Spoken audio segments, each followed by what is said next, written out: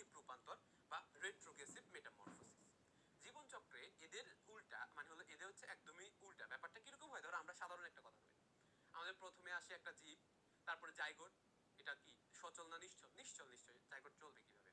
তারপর আস্তে আস্তে কোষ বিভাজন হতে থাকে, তারপর আমাদের ধরো মরুলা, বাস্টুলা, গ্যাস্ট্রুলা, অর্গানোজেনেসিস অর্গান হইলো। অন্যান্য প্রাণীর ক্ষেত্রে অনেকের ক্ষেত্রে লার্ভা থাকে, যেটা অনেক সময় অনেকের ক্ষেত্রে নিষ্ক্রিয়, অনেকের ক্ষেত্রে সক্রিয় থাকে। সেখান থেকে একটা পূর্ণাঙ্গ প্রাণী তৈরি হয়, যে দিন দিন দিন দিন সজীব হয়, সক্রিয় হয়। এটা তো গেল। এটা হচ্ছে অন্যদিকে রেট্রোগেড, মানে হলো উল্ট। সো রেট্রোগেড মেটামরফোসিস আমরা দেখি এই প্রাণী প্রথম দিকে থাকে সজীব, চলন, মানে হলো কি জীবিতর মতো, অর্থাৎ চলে, মুভমেন্ট আছে। জীবের একটা বড় বৈশিষ্ট্য কি, জীবের মুভমেন্ট আছে, লোকোমোশন আছে, চলন আছে, এক জায়গা থেকে আরেক জায়গায় যায়। আর অন্যদিকে এরা আস্তে আস্তে যখন এদের বয়স হতে থাকে বা একটু হইতে থাকে, তখন এরা আস্তে আস্তে আস্তে স্থবির হয়ে পড়ে, এক জায়গায় প্যারালাইজড হয়ে পড়ে। লাইক যে লাইক একটা ইয়ার মতো, উদ্ভিদের মতো, একটা শ্যাওলার মতো একটা জায়গায় লেগে যায়, আর নড়াচড়া করে না। তাহলে এই যে কথাটা, এটা জানতে হবে, ঠিক আছে? এটা তাহলে রূপান্তরের সময় এদের যে, তারপরে এদের যে নটোকর্ড, লেজ, আমাদের ক্ষেত্রে খেয়াল করে, প্রথমে বাচ্চা যখন থাকে ওর থাকে নটোকর্ড, এরপর এটা শক্তিশালী মেরুদণ্ড গঠন করে। অন্যান্য জীবের ক্ষেত্রে এটা সত্য, কর্ডেটদের মধ্যে, স্পেশালি বার্টিভাটাদের মধ্যে সেরা এটা করে। আর অন্যদিকে এরা হয় এটা শোষিত হয়ে যায়। বললাম না, এদের জীবনের কোনো এক দশায়, জীবনের কোনো এক দশায় কেন বলতে হয়, এদের ভ্রূণ অবস্থায় ওই সময়ে থাকে, পরবর্তী সময়ে এদের আর এই ইয়েটা থাকে না, আজীবন এদের আর নটোকর্ডটা থাকে না।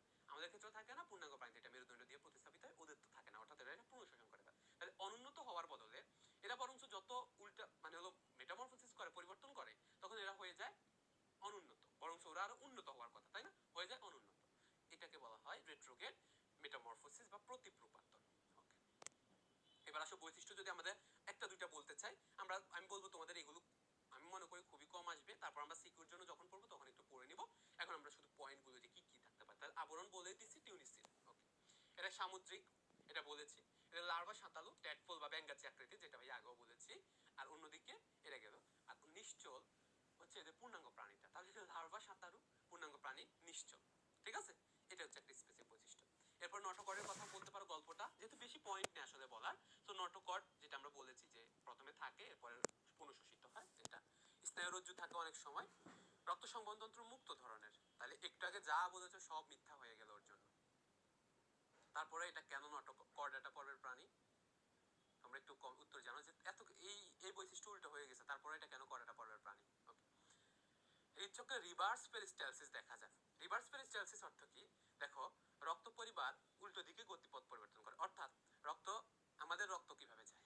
আমাদের রক্ত সবসময় হৃৎপিণ্ড থেকে, আমাদের ধরো সিস্টেমিকটাই ধরো, বাকিটা পালমোনারি পড়ে,